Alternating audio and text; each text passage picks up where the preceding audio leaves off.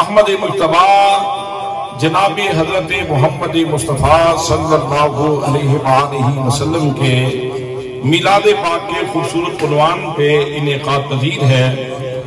میں اپنے ان تمام بھائیوں کو، دوستوں کو جنہوں نے آج کے اس جلسے کے انعقاد میں دامیں، درہمیں، قدمیں، سخنیں حصہ لیا ہے، میں سب کو صمیم قلب سے ہدیہ تبریک و تحسین پیش کرتا ہوں اور دعا کرتا ہوں کہ اللہ کریم دوستوں کی اس محبت بری کاوش کو اپنی بارگاہ میں شرف قبولیت عطا فرمائے۔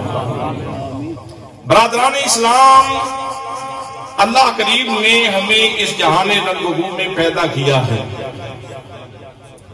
اور اللہ کریم نے بے مقصد پیدا نہیں کیا، مقصدیت عطا فرما کے بھیجا ہے، کسی خاص کاز کے لیے، مقصد کے لیے بھیجا ہے۔ ہم یہاں تاش کھیلنے کے لیے نہیں آئے، ہم یہاں بلیئرڈ کھیلنے کے لیے نہیں آئے، ہم یہاں لوڈو کھیلنے کے لیے نہیں آئے، ہم یہاں وقت ضائع کرنے کے لیے نہیں آئے، بلکہ اللہ کریم نے ہمارے آنے کا مقصد خود بیان فرمایا۔ پروردگار عالم ارشاد فرماتا ہے، فرمایا وَمَا خَلَقْتُ الْجِنَّ وَالْإِنسَ إِلَّا لِيَعْبُدُونَ۔ فرمایا او میرے بندو، میری مخلوق یاد رکھو، تمہارا تعلق جنوں سے ہو یا انسانوں سے، یہ بات یاد رکھنا، میں نے تمہیں بے مقصد پیدا نہیں کیا، بلکہ میں نے تمہیں اس لیے پیدا کیا ہے تاکہ میری عبادت کرو۔ حضرات محترم، عبادت کے لیے عرفان ضروری ہے، پہچان ضروری ہے۔ پہلے اللہ کی پہچان ہوگی، پھر عبادت ہوگی، اور اللہ کریم نے اپنا عرفان بانٹنے کے لیے، اپنی معرفت بانٹنے کے لیے، اپنی پہچان تقسیم کرنے کے لیے 1,24,000 یہ کم و بیش انبیاء کرام اس جہان رنگ و بو میں بھیجے۔ میرے دوستو، ہم کتنے خوش نصیب ہیں، اگر اللہ کریم کسی اور امت میں پیدا کر دیتا، ہم کوئی احتجاج نہیں کر سکتے تھے، ہم کوئی رولا نہیں ڈال سکتے تھے، ہم کوئی لپڑا نہیں کر سکتے تھے۔ جس حالت میں اللہ کریم پیدا کر دیتا، ہم مجبور تھے اسی حالت میں زندگی گزارنا پڑتی، لیکن یہ اللہ کریم کا احسان ہے جو اس نے ہمیں اپنے پیغمبر آخر الزمان محبوب اعظم کی امت میں پیدا کیا ہے۔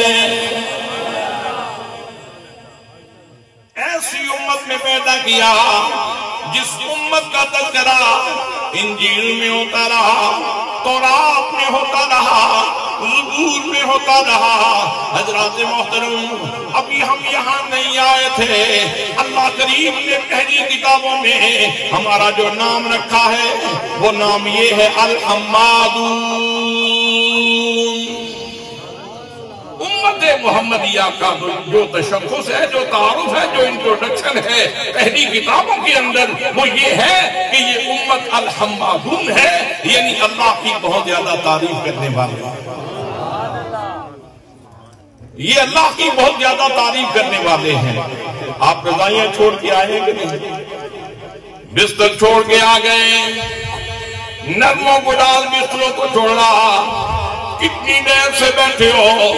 ایک بندہ تلاوت کر رہا ہے، آپ سبحان اللہ کے کلمات کہہ رہے ہیں، نغمے الاپ رہے ہیں، پھر نعت پڑھنے والا آیا، پھر بھی آپ نے سبحان اللہ کہا، اور اب میں تقریر کر رہا ہوں اور آپ سبحان اللہ کہہ رہے ہیں۔ حضرات محترم، آپ سبحان اللہ کیوں نہ کہیں؟ آپ کا تعارف یہ ہے، آپ کا تشخص یہ ہے، انجیل کے اندر بھی تیرا تعارف یہ ہے کہ تو اللہ کی تعریف کرنے والا ہے، زبور کے اندر بھی تیری تعریف یہ ہے کہ تو اللہ کی تعریف کرنے والا ہے، اور حضرات محترم تورات کے اندر بھی تیرا تعارف یہ ہے کہ تو اللہ کی تعریف کرنے والا ہے۔ پیغمبر آخر الزمان کی امت میں پیدا فرمایا اور ساتھ ارشاد فرمایا فرمایا خلق الموت والحیات لیبلوکم ایکم احسن عملا. فرمایا اور لوگوں، میں نے موت کو پیدا کیا، میں نے حیات کو پیدا کیا، میں دیکھنا چاہتا ہوں تم میں سے آزروئے عمل کے اچھا کون ہے؟ کون ہے جو اس جہان رنگ و بو میں اپنی زندگی گزار کے جب میرے پاس آتا ہے تو حسن عمل لے کے آتا ہے؟ حضرات محترم، اللہ کریم ہم سے عمل کا حکم نہیں دے رہا، حسن عمل کا حکم دے رہا ہے. اللہ دیکھنا چاہتا ہے کہ حسن عمل کس کے پاس ہے، کس کے عمل کے اندر کتنا حسن ہے. اب سوال یہ ہے، عمل کے اندر حسن کہاں سے آئے گا؟ اس کے اندر بیوٹی کہاں سے آئے گی؟ جمال کہاں سے آئے گا؟ اس کے اندر جاذبیت کہاں سے آئے گی؟ اس کے اندر اٹریکشن کہاں سے آئے گی؟ جب یہ سوال ہم نے قرآن مقدس پہ پیش کیا تو اللہ کی کتاب نے جواب دیا. فرمایا لَقَدْ كَانَ لَكُمْ فِي رَسُولِ اللَّهِ أُسْوَةٌ حَسَنَةٌ. فرمایا لوگوں، انسانیت یاد رکھو، میرے نبی کی زندگی تمہارے لیے حسن کا خزانہ ہے. جتنے میرے حبیب کے قریب ہوتے جاؤ گے اتنے حسین ہوتے چلے جاؤ گے. میرے محبوب کی زندگی مقصد ہے حسن کا، مصدر ہے حسن کا، خزانہ ہے حسن کا. جو جتنا رسول اللہ صلی اللہ علیہ وسلم کے قریب چلا جائے گا اتنا حسین ہو جائے گا. سبحان اللہ. کہیں پیار سے سبحان اللہ، محبت سے کہیں سبحان اللہ. کیسا اچھا خزانہ دیا ہے. پانی پینا عمل ہے، لیکن اللہ دیکھنا چاہتا ہے کہ تیرا یہ عمل اس کے اندر حسن ہے کہ نہیں. اب اس کو حسنی عمل کے درجے پہ کیسے لے جانا ہے؟ تو ایسے پانی پی جیسے محبوب نے پانی پیا تھا صلی اللہ علیہ وآلہ وسلم. کھانا عمل ہے، لیکن اس کو حسنی عمل کے درجے پہ کیسے لے جاؤ گے؟ محبوب کی سنت پہ عمل کرو گے تو حسنی عمل کے درجے پہ چلا جائے گا. میرے دوستو، جتنے بھی اعمال ہیں، انسان صبح شام کوئی نہ کوئی کام کرتا ہے، تو یاد رکھو ہر عمل کے اوپر بال پرس ہوگی. اس لیے فرمایا اپنے عمل کو حسین کر لو، اپنے عمل کو جمیل کر لو، اس کے اندر حسن بن لو. مطلب یہ ہے کہ میرے نبی کی سنت پہ عمل کر لو، تاکہ جب تم میری بارگاہ میں آؤ تو تمہیں ندامت نہ ہو، تم شرمندگی کے ساتھ نہ آؤ، بلکہ میں اپنا فرشتہ بھیجوں اور میرا فرشتہ تیرے پاس آ کے میرا پیغام دے اور تجھے کہے یا ایتھا النفس المطمئنہ ارجعی الی ربک راضیۃ مرضیہ. اے نفس مطمئنہ کے مالک، چل اپنے رب کی طرف لوٹ چل. تیرا رب تجھ سے راضی ہے، تو اپنے رب سے راضی ہے. حضرات، اور پھر ایک بات اور بھی سن لیں. جیسے میں نے پہلے عرض کیا کہ ہم ایک آزاد منش انسان کے طور پہ پیدا نہیں ہوئے، بلکہ اللہ کریم نے ہمیں پیدا کیا اور ہمارے اوپر کچھ پابندیاں لگائی. مکلف پیدا کیا ہے، جہاں نے ابتلا میں گزارا ہے، جہاں نے ابتلا میں اتارا ہے. ہم دنیا کے مسافر خانے میں امتحان دے رہے ہیں. میرے دوستو یاد رکھو، ایک ایک لمحے کے بارے میں پوچھا جائے گا. ایک ایک سانس تیرے پاس امانت ہے. کل تجھ سے پوچھا جائے گا تو نے وہ لمحہ کیسے گزارا، مسجد میں گزارا یا گپ لگاتے ہوئے گزارا، میرے ذکر میں گزارا یا میری نافرمانی میں گزارا. میرے دوستوں کل ساری باتیں پوچھی جائیں گی. ہم یہاں امتحان میں ہیں. اور پھر نگرانی اتنی شدید ہے، ایک حال میں جتنے لوگ آپ تشریف فرما ہیں، ایک دو نگران اگر کھڑے ہو جائیں تو چیٹنگ نہیں کرنے دیتے، حضرات نقل نہیں لگانے دیتے۔ آئیے دیکھیے، ہم یہاں جہانی ابتلا میں ہیں، آزمائش میں ہیں، امتحان دے رہے ہیں، ایک دن پاس یا فیل کا نتیجہ سنا دیا جائے گا، لیکن لوگوں نگرانی کتنی سخت ہے، نگرانی کتنی سخت ہے۔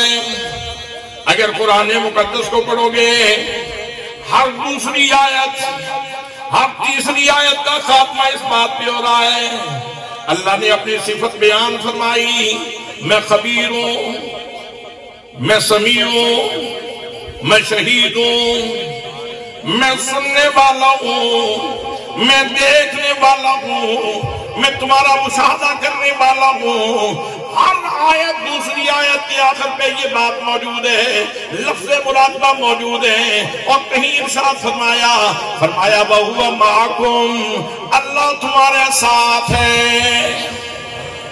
اور ساتویں کوٹڑی میں زندگی گزارنے والے ہیں، جنگل کی تنہائیوں میں زندگی گزارنے والے ہیں۔ گناہ کرتے ہوئے دیکھ لینا، سوچ لینا تو اکیلا نہیں ہے، تیرا رب تیرے ساتھ ہے۔ وَهُوَ مَعَكُمْ، اللہ تمہارے ساتھ ہے، اور کہیں ارشاد فرمایا وَنَحْنُ أَقْرَبُ إِلَيْهِ مِنْ حَبْلِ الْوَرِيدِ، فرمایا لوگوں میں تمہاری شارک سے بھی قریب ہوں، میں تمہاری شارک سے بھی قریب ہوں، اور کہیں ارشاد ہوتا ہے فرمایا إِنَّهُ عَلِيمٌ بِذَاتِ الصُّدُورِ، فرمایا اور سوچنے والے اپنی سوچوں پہ بھی نظر رکھا کر، اس لیے کہ تیرے نہا خانہ دل میں، تیرے دل کی خلوتوں میں، تیرے دل کی گہرائیوں میں آنے والے خیالات کو بھی اللہ جانتا ہے۔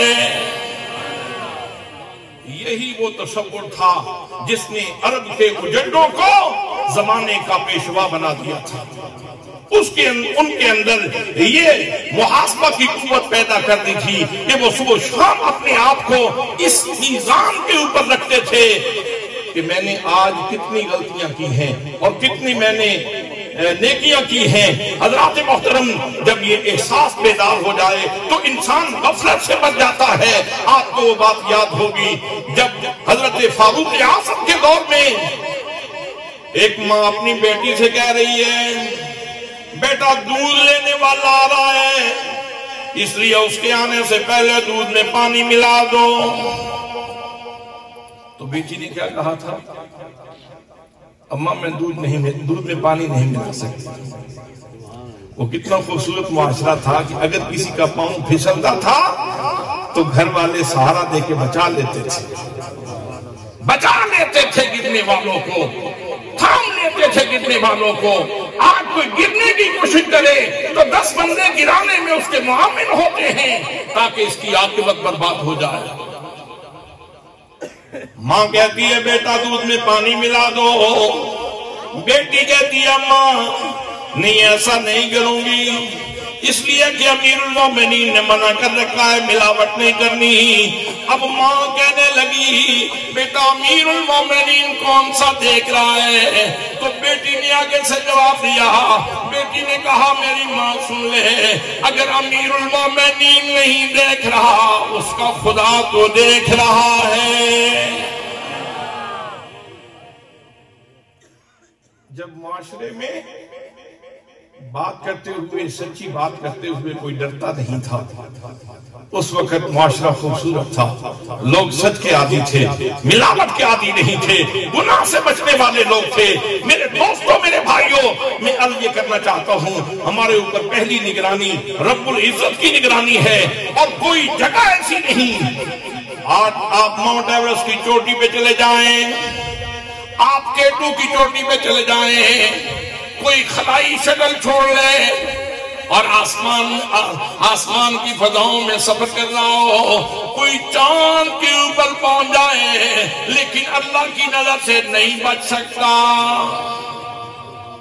تو پہلی نگرانی اللہ رب العزت کی ہے، اللہ ہمیں دیکھ رہا ہے، اللہ ہمیں، بولو نا، اللہ ہمیں، سب بولے اللہ کریم ہمیں۔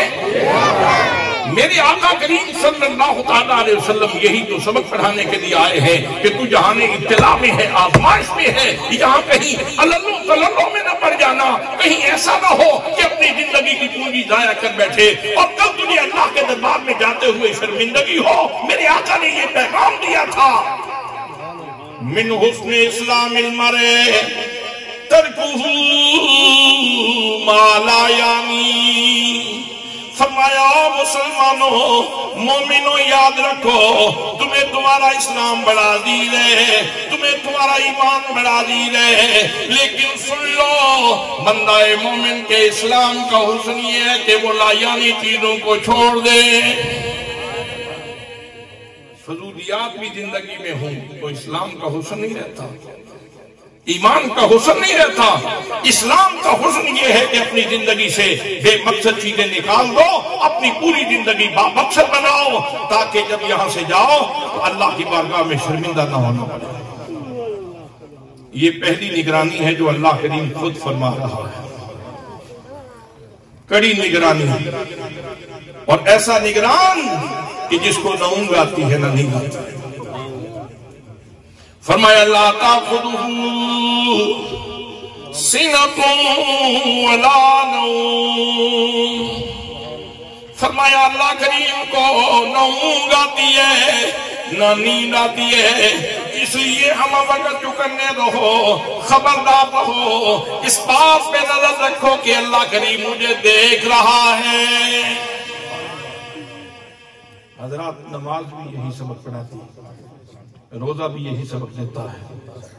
میرے آقا نے فرمایا نماز پڑھنی ہے تو ایسے پڑھو، ان تعبد اللہ کانک تراہ فإن لم تکن تراہ فإنہ یراک۔ جب تو نماز پڑھ رہا ہو نا تو یوں تصور کیا کر جیسے تو اپنے رب کو دیکھ رہا ہے، جیسے تو اپنے رب کو دیکھ رہا ہے۔ حضرات اگر ممکن نہ ہوتا تو یہ حکم نہ ہوتا۔ اس کا مطلب یہ ہے کچھ ایسے صاحب ظرف ہوں گے جو مصلی پہ کھڑے ہو کے رب کی تجلیات دیکھیں، اور پھر وہ ایسے آئے نا جن کی پنڈلی میں تیر لگا تھا، نکالتے ہیں تکلیف ہوتی ہے، اسی ہستی نے نماز کے اندر اس کا تیر نکال لیا گیا، نماز سے فارغ ہوئے، کہا تیر نکال لیا گیا ہے، عرض کی گئی جناب والا اولیاء کے سردار تیر نکال لیا گیا ہے۔ حضرت علی المرتضیٰ نے فرمایا اللہ کی قسم مجھے تو پتہ ہی نہیں چلا۔ حضرات پہلی نگرانی ہمارے اوپر اللہ کریم کی ہے۔ نماز بھی یہی سبق دیتی ہے کہ تم یہ تصور کرو کہ تم اللہ کو دیکھ رہے ہو، اور اگر یہ تصور نہ بن سکے تو کم از کم اتنا تصور تو رکھو کہ اللہ کریم تمہیں دیکھ رہا ہے۔ اللہ کریم تمہیں، بولے نا، اللہ کریم تمہیں دیکھ رہا ہے۔ حضرات آپ نماز پڑھ رہے ہوں، امام کی صورت میں ہوں تو امام قرات کر رہا ہے، پیچھے مقتدی کھڑا ہے، وہ خاموش ہے، لیکن وہ بھی خاموشی کی صورت میں بھی اپنے ارمغان عقیدت اپنے رب کی بارگاہ میں پیش کر رہا ہے، اور وہ کہہ رہا ہے میرا خاموش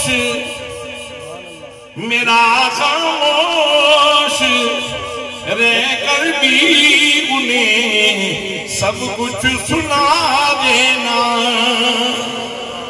میرا خاموش رہ کر بھی انہیں سب کچھ سنا دینا، زبان سے کچھ نہ کہنا، دیکھ کر آنسو بہا دینا، زبان سے کچھ نہ کہنا، دیکھ کر آنسو بہا دینا۔ تو حضرات سب سے پہلا نگران کون ہے؟ میرے خیال میں آپ کو ابھی بھول گیا ہے تو کل تک کیا یاد کریں؟ سب سے پہلا نگران کون ہے؟ تو یہ سبق آج کے جلسے میں ہم نے یاد کر کے جانا ہے کہ میرا اللہ مجھے پیار سے بولے، میرا رب مجھے، میرا رب العزت مجھے۔ حضرات محترم، پہلی نگرانی اللہ کریم کی نگرانی ہے۔ دوسرا نگران اللہ کریم نے اپنے رسول صلی اللہ علیہ وسلم کو بنایا ہے۔ قرآن بولتا ہے، قرآن حضرات محترم قرآن کہتا ہے یا ایھا النبی انا ارسلناک شاہدا، فرمایا ہو غیب کی خبریں دینے والے، والضحیٰ کے دینے والے محبوب، واللیل کی ننفوں والے محبوب، علم نشرہ کے سینے والے محبوب، معذاب کے کاجل والے محبوب، اور شاموں والے محبوب، غائب کی خبریں دینے والے محبوب، ہم نے تمہیں ساری کائنات کے لیے شاہد بنا کر کے بھیجا ہے۔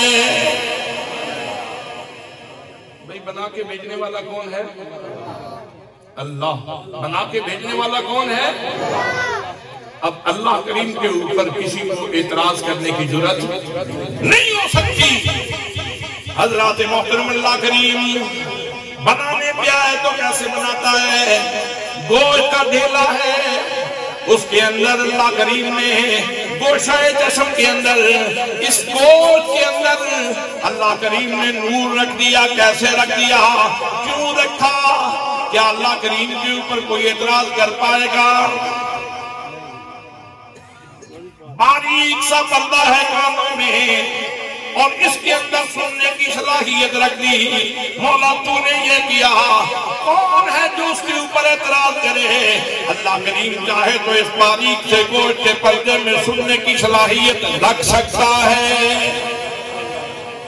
میرے دوستوں، منہ کے اندر ذرا غور کرو، جس چیز کو بھی کھاتے ہو ذائقہ محسوس کر لیتے ہو۔ میں چائے پی رہا ہوں، میں کسٹرڈ کھا رہا ہوں، میں حلوہ کھا رہا ہوں، میں نمکین چیز کھا رہا ہوں، میں میٹھی چیز کھا رہا ہوں۔ حضرات ہے تو گوشت کا لوتھڑا، لیکن تمہیں بتا رہا ہے کہ میٹھی چیز اندر گئی ہے یا کڑوی چیز اندر گئی ہے، تو اس گوشت کے اندر یہ صلاحیت کس نے رکھی؟ سب کہیں اللہ نے۔ اب یہ عجیب بات ہے کہ گوشت کا ایک لوتھڑا ہے، اس کے اندر ذائقے کی صلاحیت رکھ دی، تو یہ کس کی مرضی ہے؟ میرے رب کی مرضی ہے۔ حضرات محترم، اور پھر ناک کو دیکھو، اس کا پانسا دیکھو، تمہارے اندر ہوا بھی جا رہی ہے اس کے ذریعے، اور خوشبو بھی اس کے ساتھ محسوس کر رہے ہو۔ کوئی بندہ ایسا ہوگا اس مجلس میں جس کے نتنے چاندی کے ہوں، جس کے نتنے سونے کے ہوں، جس کی ناک پیتل کی ہو۔ حضرات محترم، گوشت کی ناک کے اندر اللہ کریم نے سونگنے کی صلاحیت رکھ دی ہے۔ یہ ناک کے قریب کر کے دیکھ لیتا ہے، سونگ لیتا ہے، اور لوگوں کو بتاتا ہے گلاب بڑا دلکش ہے، بڑی دل آویز خوشبو ہے گلاب کی، چمیلی کی خوشبو بڑی دل آویز ہے۔ تو ناک کے بانسے کے اندر یہ سونگنے کی صلاحیت کس نے رکھی؟ ناک کے بانسے کے اندر سونگنے کی صلاحیت کس نے رکھی؟ آپ ٹھہر کے بول رہے ہیں، آپ ٹھہر کے بول رہے ہیں۔ منہ کے اندر ذائقے کی صلاحیت کس نے رکھی؟ کان کے اندر سننے کی صلاحیت کس نے رکھی؟ حضرات، آنکھ کے اندر دیکھنے کی صلاحیت کس نے رکھی؟ دماغ کے اندر سوچنے کی صلاحیت کس نے رکھی؟ تو وہ رب جو تمہارے ناک کے بانسے کے اندر سونگنے کی صلاحیت رکھ سکتا ہے، وہ رب جو تمہارے منہ کے اندر ذائقے کی صلاحیت رکھ سکتا ہے، وہ رب جو تمہارے کانوں کے اندر سننے کی صلاحیت رکھ سکتا ہے، وہ رب جو تمہارے دماغ کے اندر گوشت کے لوتھڑے کے اندر سوچنے اور سمجھنے کی صلاحیت رکھ سکتا ہے، وہ رب اپنے نبی کو ساری کائنات کے لیے شاہد بھی بنا سکتا ہے۔ نعرہ تکبیر، نعرہ رسالت، نعرہ تحقیق۔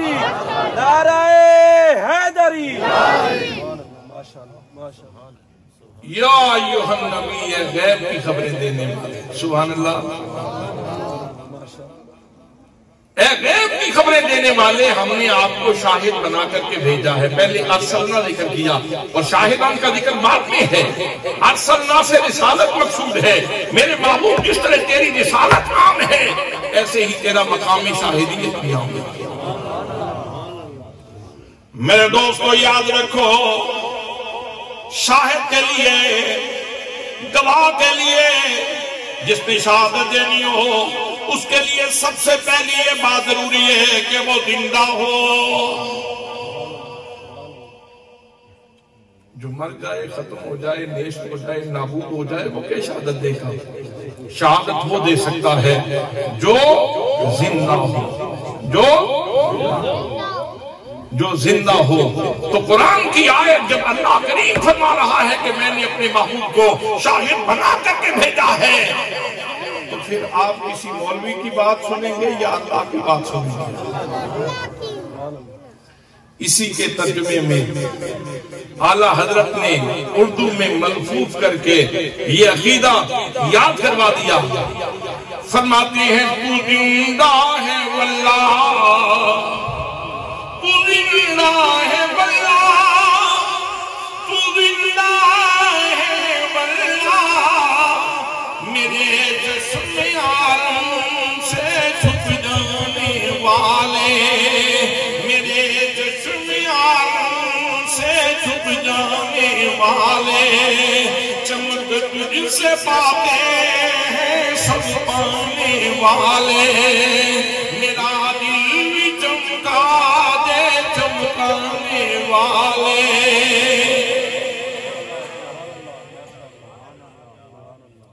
تو پہلی بات جو ضروری ہے شاہد کے لیے وہ ہے زندہ ہونا.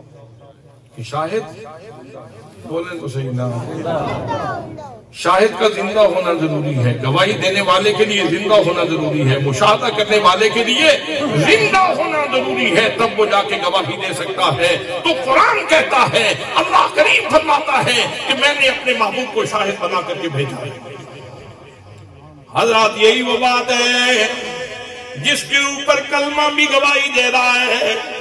اگر کلمے کو ثالث بنا لو، کلمہ بھی کہتا ہے. آئیے ترجمہ کرتے ہیں کلمے کا.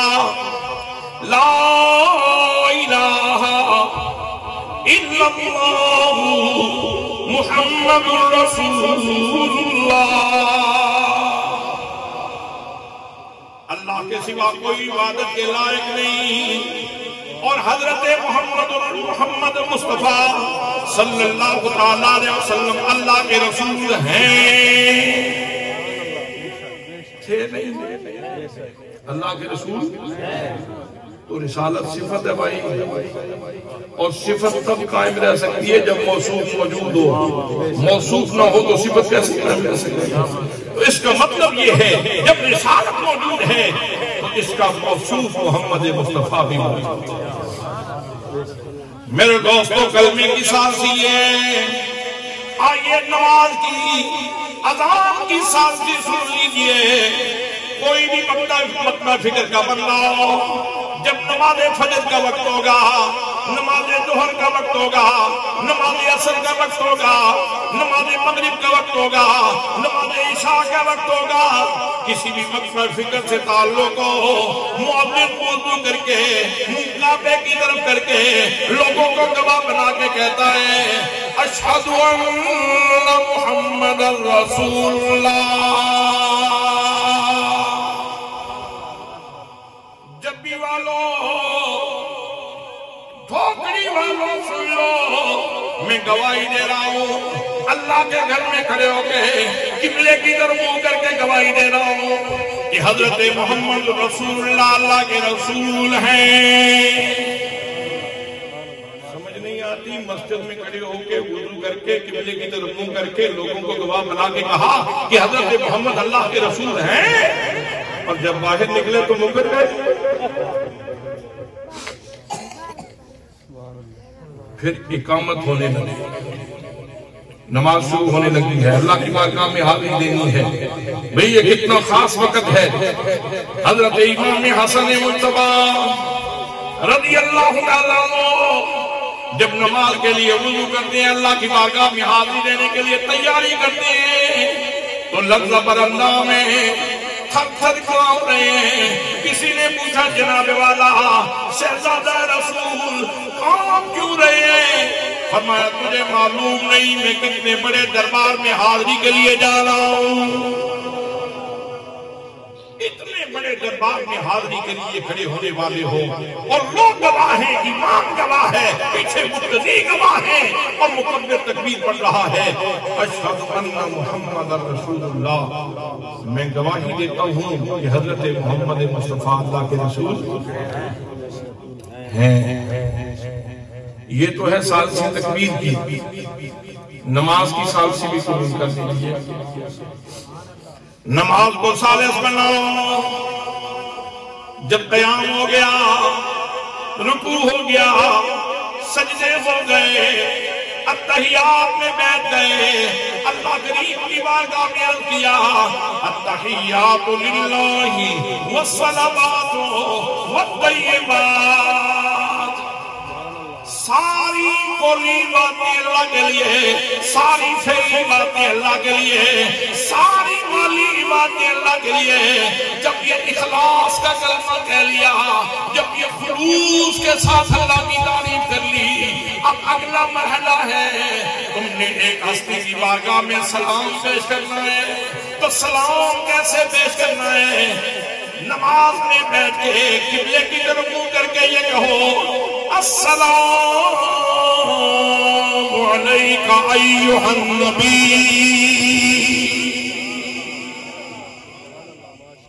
اے نبی، میرے سونے نبی آپ کے اوپر سلام ہو، اے سونے نبی آپ کے اوپر بولے نا یار،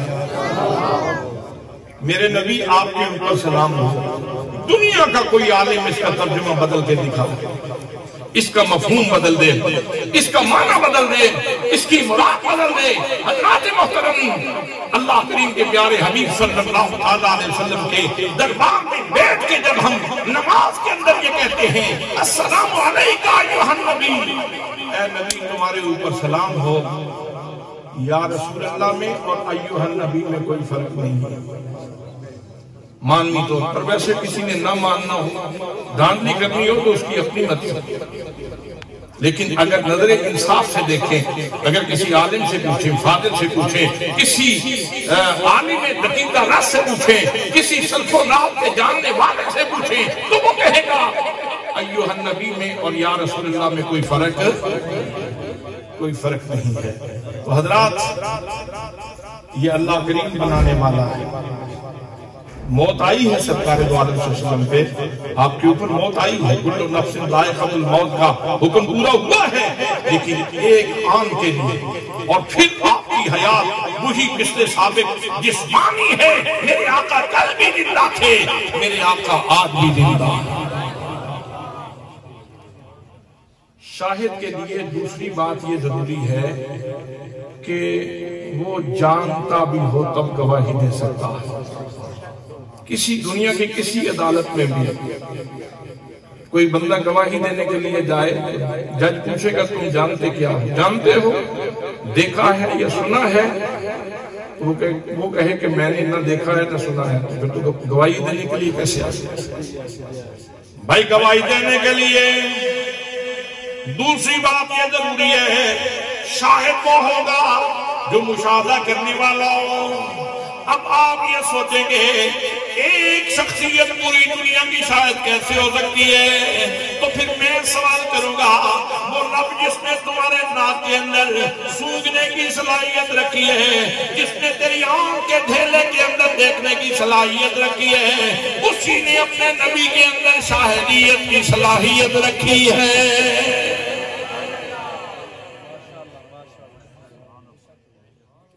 میرے آقا کریم صلی اللہ علیہ وسلم نماز پڑھا رہے ہیں، موطا امام مالک کے اندر حدیث پاک موجود ہے، صحاح کی دیگر کتابوں میں حدیث موجود ہے۔ میرے آقا کریم نماز پڑھاتے پڑھاتے ایک قدم آگے ہوئے، میرے آقا نے آگے قدم رکھا، پھر اپنا ہاتھ بڑھایا، ہاتھ اوپر کیا، مٹھی بند کی، پھر مٹھی کھولی اور ہاتھ نیچے کر لیا، نماز مکمل کی۔ نماز سے فارغ ہوئے تو صحابہ کرام نے پوچھا، علم و حکمت سکھانے والے نبی ذرا بتائیں تو صحیح، آج نماز پڑھاتے پڑھاتے آپ نے ہاتھ کو اوپر کیا تھا پھر نیچے کر لیا تھا، وجہ کیا ہے؟ آپ نے فرمایا کہ میں نماز پڑھاتے پڑھاتے جب میں نے نظر اٹھائی نا تو میری نظر جنت الفردوس میں پڑ گئی۔ کہاں بھائی؟ جنت الفردوس میں پڑ گئی۔ یہ جنت الفردوس یہاں سے کتنی دور ہے؟ تقریباً اتنی فاصلہ بنتا ہے جتنا دھوکڑی سے یہ میٹھا ٹوانا کا فاصلہ۔ کیا خیال؟ جنت الفردوس یہ 7 آسمانوں سے اوپر جنت ہے۔ میرے آقا فرماتے ہیں میں زمین پہ کھڑا تھا، میں نے دیکھا میری نظر جنت الفردوس میں پڑ گئی، میں نے وہاں ایک تر و تازہ گچھا دیکھا، انگور کا گچھا دیکھا، میں نے چاہا کہ کھول کے اپنی امت کو پیش کروں، پھر مجھے خیال آیا ایمان بالغیب سے پردہ اٹھ جائے گا۔ میرے آقا فرماتے ہیں میرے غلاموں اگر وہ گچھا زمین میں آ جاتا میری امت قیامت تک کھاتی رہتی، وہ گچھا ختم نہ ہوتا۔ بھئی کھڑے کہاں ہیں؟ فرش پہ۔ نظر کہاں ہے؟ عرش پہ۔ کھڑے ہیں زمین کے اوپر، نظر کہاں ہے؟ جنت الفردوس۔ سبحان اللہ، سبحان اللہ تو کہیں گے۔ اسی لیے تو اعلیٰ حضرت کی روح وجد میں آئی۔ وہ فرماتے ہیں نیچی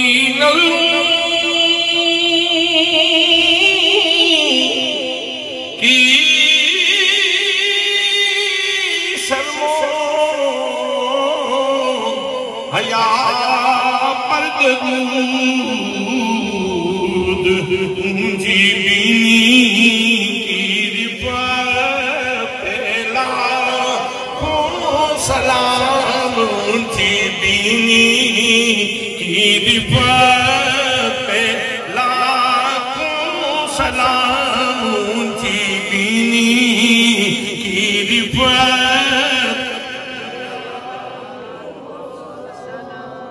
کہتے ہیں نیچی نظروں کی شرم و حیا پر درود، جب نیچے دیکھیں تو شرم و حیا کے نہ دیکھیں، اور اونچا دیکھیں تو بہت اونچے تک دیکھ لیتے ہیں۔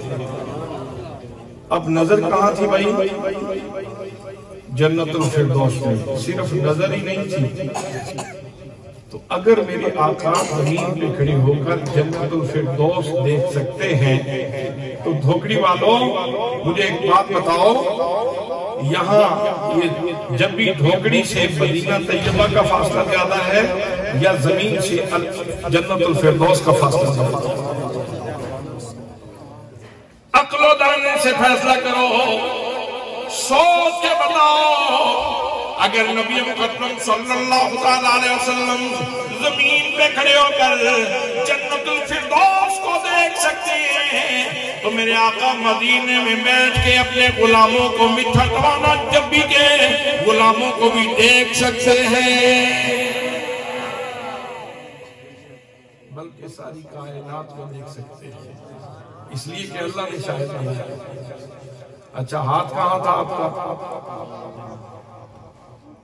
بھئی آپ کا ہاتھ کہاں تھا؟ گچھے کو پڑا ہوا تھا۔ کھڑے کہاں ہیں؟ آپ بولتے نہیں، میں تقریر کیا کروں؟ کھڑے زمین کے اوپر ہیں، آپ گچھے کو ڈالا ہوا ہے۔ حضرات محترم، آپ کہاں تک ہاتھ اٹھائیں گے تو آپ کا ہاتھ کہاں تک کام کرے گا؟ 5 فٹ کا بندہ ہے، اگر اپنا ہاتھ اٹھائے گا تو کہاں تک جائے گا؟ میرے اور آپ کے لیے تو کہتے ہیں، لیکن مصطفیٰ کریم صلی اللہ علیہ وسلم کی شان یہ ہے کہ اگر ہاتھ اٹھائیں تو جنت کے گچھے کو ڈال سکتے ہیں۔ تو وہ رسول جو زمین پہ کھڑے ہو کے جنت کے گچھے کو ہاتھ ڈال سکتا ہے، کبھی تیرے اوپر مشکل وقت آئے اور تو میرے سونے نبی کو پکارے تو میرے آقا مدینے سے تجھے بھی یہاں سہارا دے سکتے ہیں، تجھے بھی سہارا دے سکتے ہیں۔ تو حضرات دوسری بات یہ ضروری ہے کہ شاہد وہ ہوتا ہے جو مشاہدہ کرنے والے۔ آئیے اس کے اوپر ایک اور شہادت پیش کرتا ہوں۔ مشکات شریف کے اندر حدیث پاک موجود ہے جہاں حضرت صدیق اکبر رضی اللہ تعالیٰ عنہ اور جناب فاروق اعظم رضی اللہ تعالیٰ عنہ کے مشترکہ مراقب موجود ہیں۔ اس فصل میں یہ سب سے آخری حدیث پاک ہے۔ اگر کوئی بندہ ابھی حدیث کی کتاب لے آئے میں کھول کے ابھی دکھا دیتا ہوں، ابھی دکھا دیتا ہوں۔ حضرت عائشہ صدیقہ رضی اللہ تعالیٰ عنہ ام المومنین، میری اور آپ کی ماں، نبی مکرم صلی اللہ تعالیٰ علیہ وسلم سے پوچھ رہی ہیں۔ تاروں بڑی رات میں حضرت عائشہ صدیقہ نے سوال کیا، حل یکون لأحد من الحسنات عدد نجوم السماء۔ میرے آقا مجھے سوال کا جواب دیجئے، آسمان پہ کتنے ستارے ہیں جو جلملا رہے ہیں؟ میں پوچھنا یہ چاہتی ہوں آپ کے غلاموں میں صحابہ کرام میں کوئی ایسا بھی ہے جس کی نیکیاں آسمان کے تاروں کے برابر ہوں؟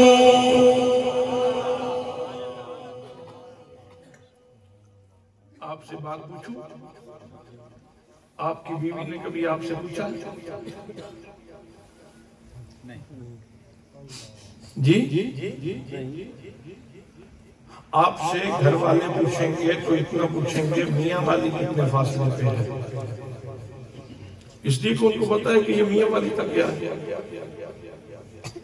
آپ سے گھر والے پوچھیں گے جوہر آباد کہاں پہ کتنا فاصلہ ہے، جوہر آباد میں کون کون سی چیز مل جاتی ہے، اس لیے کہ گھر والے جانتے ہیں کہ اس کی اپروچ کہاں تک ہے، اس کی پرواز کہاں تک ہے۔ اور اگر کوئی کسی بیرون ملک میں چلا جائے تو گھر والے اتنا پوچھیں گے کہ سوئٹزرلینڈ گئے تھے تو کیا کیا چیز دیکھی تھی، وہاں کیا ہے۔ میرے دوستو، سوال گھر والے محرم کا سوال ہے۔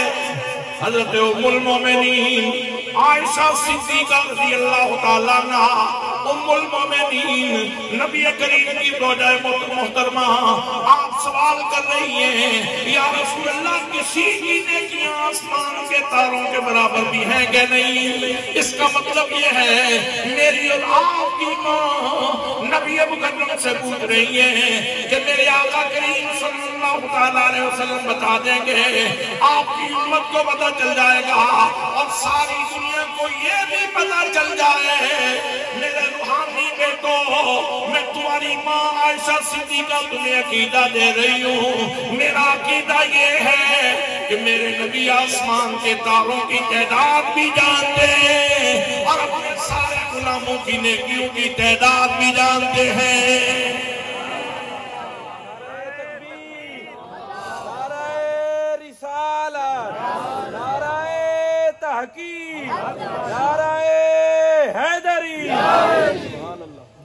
حل یکون لأحد من الحسنات عدد نجوم السماء۔ چلو سوال پوچھ لیا تو نبی کریم صلی اللہ علیہ وسلم نے جواب کیا دیا؟ بھئی آپ یوں بھی تو کہہ سکتے تھے عائشہ صدیقہ میں تارے گرنے کے لیے نہیں آیا، میں تو تعلیم کتاب کے لیے آیا ہوں، تعلیم حکمت کے لیے آیا ہوں، تزکیہ نفس کے لیے آیا ہوں، تلاوت کتاب کے لیے آیا ہوں، لوگوں کے سینے پاک کرنے کے لیے آیا ہوں، ان کو شعور بندگی دینے کے لیے آیا ہوں، اللہ کا عرفان پانے کے لیے آیا ہوں، میں لوگوں کو اللہ کی بارگاہ میں جھکانے کے لیے آیا ہوں، میں کوئی تارے گرنے کے لیے تو نہیں آیا ہوں۔ جواب دیا جا سکتا تھا اور آپ نے یہ بھی جواب نہیں دیا۔ سوال ذرا مشکل ہے، چند دن آپ انتظار کریں۔ جواب یہ بھی نہیں دیا اور یوں بھی نہیں کہا کہ ابھی میں انتظار کرتا ہوں جبریل امین کا، جبریل آ جائیں گے تو پھر بتا دیں گے۔ حضرات محترم، ادھر سے سوال آ رہا ہے سیدہ عائشہ صدیقہ رضی اللہ تعالیٰ عنہ ام المومنین سوال پوچھ رہی ہیں هل يكون لأحد من الحسنات عدد نجوم السماء یا رسول اللہ کسی کی نیکیاں آسمان کے تاروں کے برابر بھی ہیں؟ بس سوال کرنے کی رہتی میرے نبی نے بغیر تاخیر کے بغیر توقف کے ایک لمحہ تاخیر کیے بغیر فوراً جواب دے دیا فرمایا عمر عائشہ صدیقہ میرے عمر کی نیکیاں آسمان کے تاروں کے برابر ہیں۔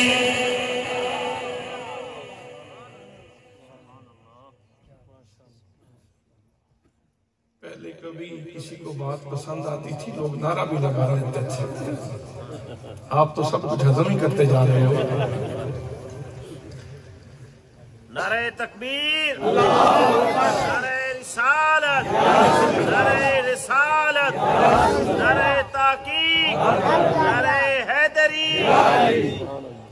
آپ نے سوال کا انداز دیکھا، سوال کا پیٹرن دیکھا، کسی کی نیکیاں، یہ نہیں کہا کہ صدیق اکبر کی نیکیاں، یہ نہیں کہا کہ فاروق اعظم کی نیکیاں، یہ نہیں کہا کہ عثمان غنی کی نیکیاں، یہ نہیں کہا کہ علی مرتضیٰ کی نیکیاں، یہ نہیں کہا کہ بلال حبشی کی نیکیاں۔ اگر کسی ایک بندے کی بات ہوتی تو سوال کا جواب دینا آسان تھا، لیکن یہاں سوال تو یہ ہے کسی کی نیکیاں آسمان کے تاروں کے برابر ہے کہ نہیں۔ ایک سوال آپ لوگوں سے پوچھوں، آپ بڑے زیر فتانہ اور پنچایت کے لوگ بیٹھے ہیں، کسی کی جیب میں اتنے پیسے ہیں جتنے شاہ صاحب کی جیب میں ہیں؟ جی، اس سوال کا کوئی بندہ صحیح جواب دے، میں ابھی 1 لاکھ انعام کا اعلان کرتا ہوں۔ جی کیوں؟ یہ تھوڑے سے کوئی ہزاروں میں مجمع ہے، سینکڑوں میں مجمع ہے، ہزاروں میں مجمع ہے، کوئی لاکھوں میں تو نہیں۔ تو آپ نے فوراً ہی عاجزی کا اظہار کر دیا۔ بھئی جس نے جواب دینا ہے نا اس کے لیے ضروری ہے کہ وہ سارے لوگوں کے بارے میں جانتا ہوں اور شاہ صاحب کی جیب کے بارے میں بھی جانتا ہوں، اور پھر کہے گا ہاں جی میرے لاکھ کا انتظام کریں، فلاں کی جیب کے پیسے اور شاہ صاحب کی جیب کے پیسے برابر۔ تو جواب دینے کے لیے سب کو جاننا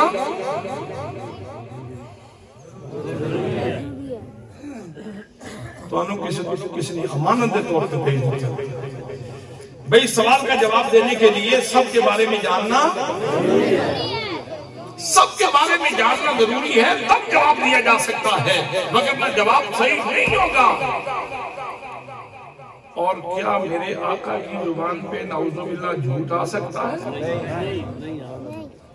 لوگوں آسمان پھٹ سکتا ہے، زمین گر سکتی ہے، لیکن میرے آقا کی زبان پہ جھوٹ نہیں آ سکتا، اس لیے کہ جب عالم کی زبان ہلتی ہے تو عالم بولتا ہے، جب فاضل کی زبان ہلتی ہے تو فاضل بولتا ہے، جب محقق کی زبان ہلتی ہے تو محقق بولتا ہے، جب مدقق کی زبان ہلتی ہے تو مدقق بولتا ہے، جب محدث کی زبان ہلتی ہے تو محدث بولتا ہے، جب مفسر کی زبان ہلتی ہے تو مفسر بولتا ہے، جب ولی کی زبان ہلتی ہے تو ولی بولتا ہے، جب غوث کی زبان ہلتی ہے تو غوث بولتا ہے، جب تابعی کی زبان ہلتی ہے تو تابعی بولتا ہے، جب صحابی کی زبان ہلتی ہے تو صحابی بولتا ہے۔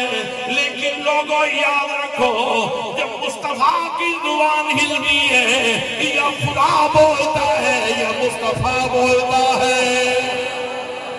نعرہ تکبیر، نعرہ رسالت، نعرہ تحقیق، نعرہ حیدری۔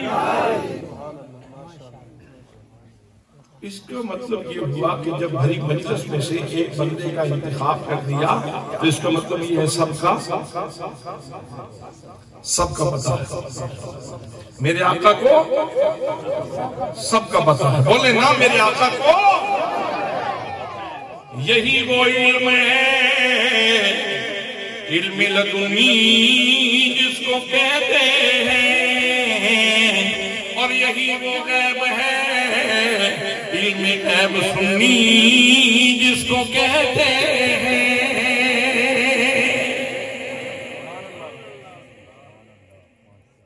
یہ بتائیں کہ نیکی کیسے ہوتی ہے؟ یہ بات یہ تو بتا دیا نا کہ میرے عمر کی نیکیاں آسمان کے تاروں کے برابر ہیں.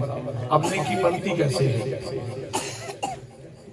اگر کوئی بندہ نیکی کا ارادہ کرے تو اللہ کریم اس کی نیکی ایک نہیں لکھتا، 10 سے کام شروع ہوتا ہے.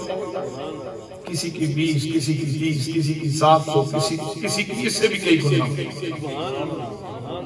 اس سے بھی کئی گنا لکھ دی جاتی ہیں. اب نیکی کرنے والے نے نیکی کی، آپ سارے پڑھیں.